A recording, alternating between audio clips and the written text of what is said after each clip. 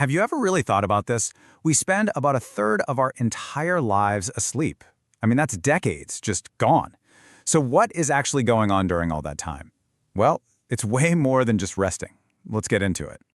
All right, here's our game plan for this explainer. We're going to start with the basics. What even is sleep? Then we'll figure out how much you actually need. After that, we'll dive into the pretty serious dangers of not getting enough. And don't worry, we'll finish up with a practical guide to sleeping better, including some tips for special cases and some final advice. So, first things first, what exactly is sleep? You know, it's easy to think of it as your body and brain just switching off for the night. But that couldn't be further from the truth. Sleep is actually an incredibly active time. It's when your body's repair crew really gets to work.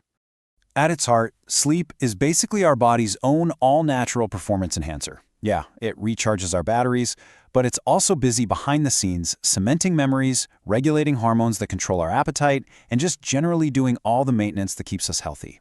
And get this, sleep isn't just one long state of unconsciousness. Nope, your brain actually cycles through two completely different stages all night long. First, you've got non-REM sleep. This is where you go from just dozing off into that super deep restorative sleep where most of the physical repair happens. Then you shift into REM sleep, which stands for rapid eye movement. This is when your brain activity lights up and, you guessed it, it's where most of those crazy, vivid dreams happen.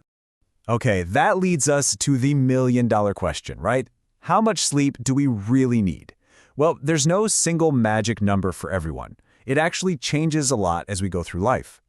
If you look at the official guidelines, the pattern is pretty clear. We need less sleep as we get older. I mean, infants need a whopping 12 to 16 hours. Most adults, like us, fall into that sweet spot of 7 to 9 hours. But check out the teenagers. They need 8 to 10 hours. And that classic teenage urge to sleep in, it's not laziness, it's biology.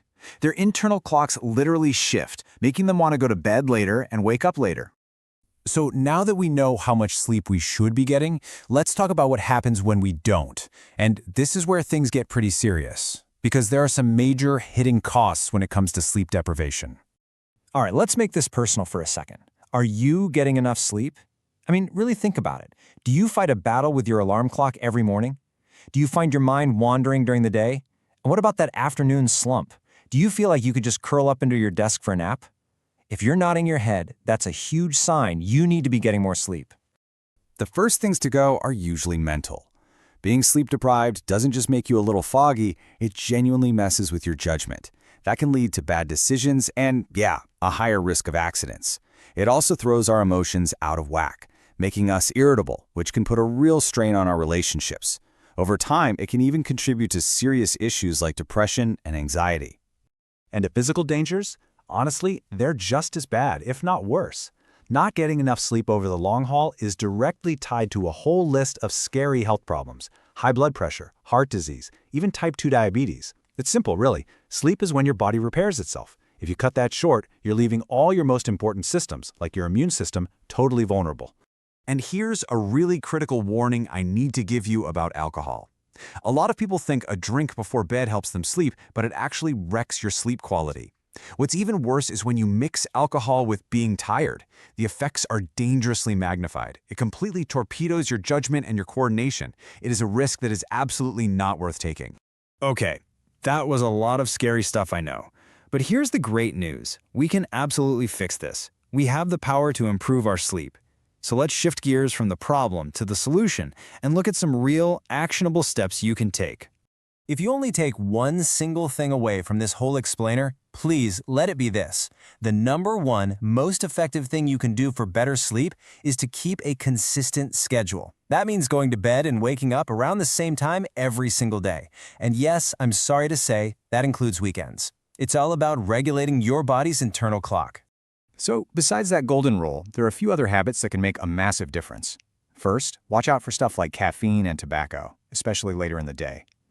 Regular exercise is fantastic for sleep, but try not to do a super intense workout right before you want to wind down. We've already talked about alcohol being a no-go, and the same applies to big, heavy meals late at night. Oh, and if you love a good nap, just try to keep it before 3 p.m. Your environment and your routine are also huge.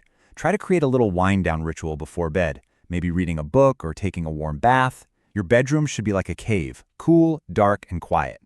Now this next one is the hard one for most of us. You have to put away the screens, your phone, the TV, at least an hour before bed. That blue light seriously messes with your sleep hormones. And don't forget that getting some natural sunlight during the day actually helps set you up for a good night. Finally, a great pro tip. If you're just lying in bed wide awake for more than 20 minutes, get up.